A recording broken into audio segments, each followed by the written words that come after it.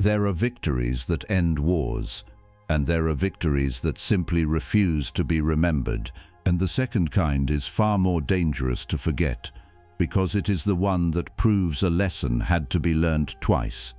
9 years after Agincourt, the great lords of France believed they had finally found the answer to the English longbow, and on the 17th of August, 1424, in a flat field outside the walls of a small Norman town called Verneuil, they were about to discover just how wrong they were. This is British battle cry. Henry V, the king who had broken France at Agincourt, was 2 years in his grave, dead not on a battlefield but of dysentery, leaving behind an infant son and an untested regent, his brother John, Duke of Bedford. To the French court in exile, still reeling from Agincourt and Beaujeu, this felt like an opening. The hero was gone. What remained, they told themselves, was only his shadow. So they built something new, something they believed no English army had ever faced, a coalition army, drawing not only on French knights, but on the Kingdom of Scotland's finest soldiers, veterans who had already beaten an English force once at Beaujeu, led by Archibald Douglas, a man so trusted by the French crown that he had been made Duke of Touraine, an honor given to no other foreigner in that century, and to guard against the one weapon that had humiliated French chivalry 3 times in living memory.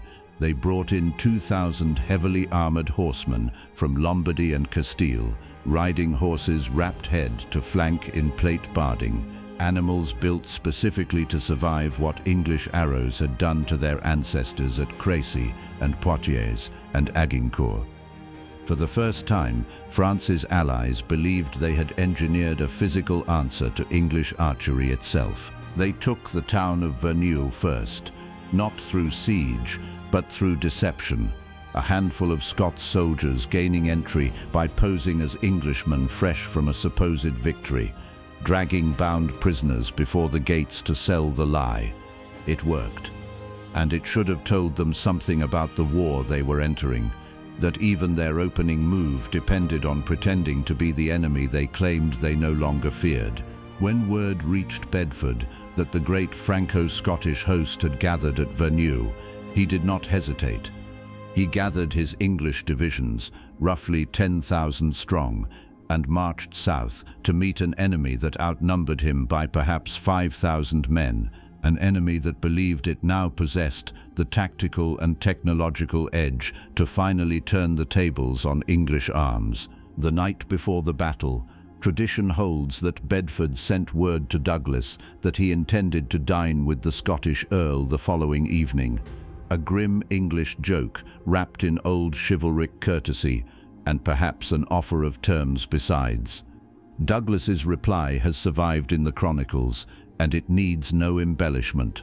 The Scots neither asked for terms nor offered them.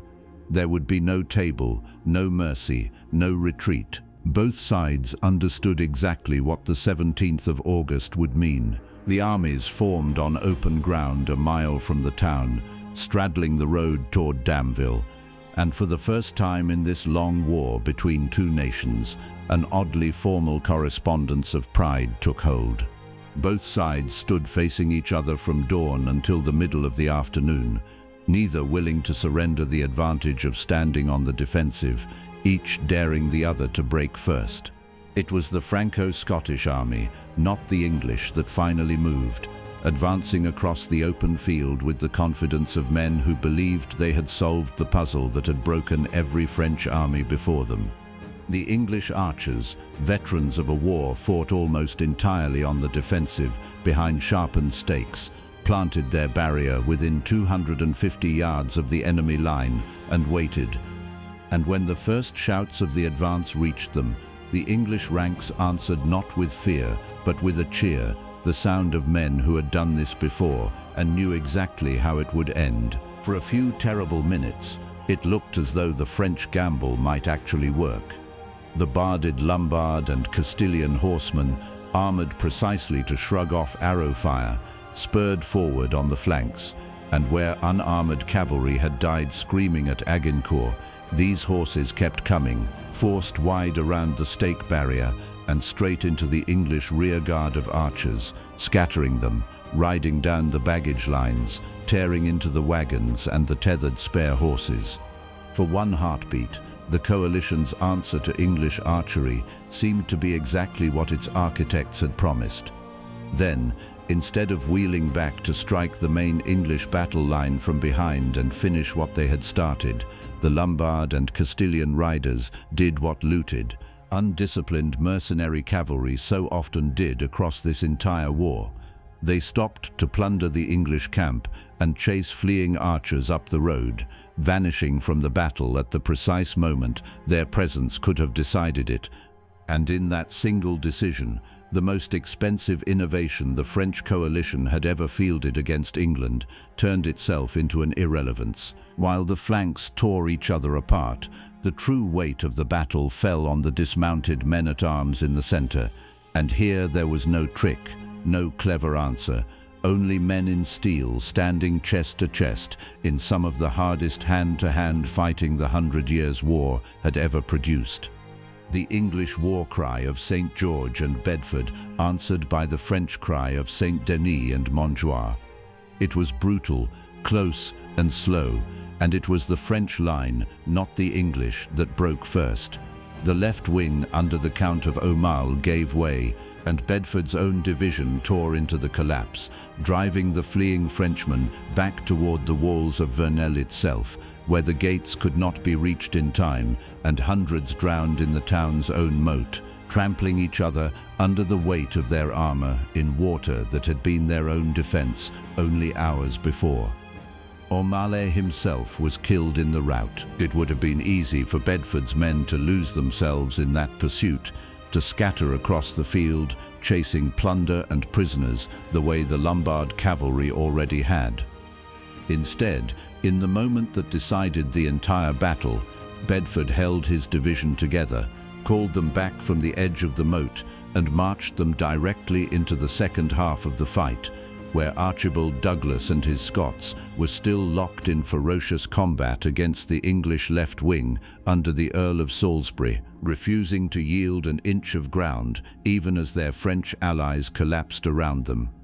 What happened next was not a battle anymore so much as an execution of geometry. The Scots, already fixed to their front by Salisbury, now found the archers of the English reserve, reformed after being scattered by the earlier cavalry charge, tearing into their flank, while Bedford's returning division slammed into their rear. Surrounded on three sides by an enemy they had sworn never to ask terms from, the army that Scotland had sent to answer for its alliance with France simply ceased to exist as a fighting force. Douglas was killed. His own son fell beside him. The Earl of Buchan, Constable of France and commander of the entire Scottish contingent, died in the same collapse. Of roughly 6,000 Scottish soldiers who had marched onto that field certain of vindication, fewer than 40 walked off it. When the Duke of Bedford's own heralds finished counting the dead that evening, they recorded over 7,200 bodies belonging to the coalition that had gathered to answer Agincourt, a butcher's bill so catastrophic that contemporaries on both sides of the Channel began calling Verneuil the second Agincourt within weeks of the battle. English losses, by Bedford's own account, numbered only a handful of men. The Duke of Alençon was dragged from the field in chains, a ransom so total it would leave him, by his own later admission, the poorest man in France, before he found new purpose, fighting alongside a peasant girl named Joan of Arc. The body of the Vicomte de Narbonne, blamed for his part in an earlier political murder, was quartered and hung from a gibbet, a French nobleman's corpse, displayed by his own countrymen as a warning. And the Scottish army, the force that had marched south believing it alone among France's allies, understood how to beat the English, ceased that day to exist as an independent instrument of the war. The old alliance would continue on paper for generations, but its army, the one built and blooded specifically to answer English steel, was gone in a single afternoon, buried in a moat and a stretch of Norman farmland that most people alive today have never heard mentioned in the same breath as Agincourt. France, it turned out, had spent 2 years and a fortune in Italian and Spanish gold engineering an answer to the English longbow. And what defeated that answer in the end was not a clever trick at all, but the same cold, disciplined English refusal to break that had already humbled French chivalry 3 times before. Verneuil did not need to invent a new way to win. It only needed England to be England one more time, and France once again could not survive it.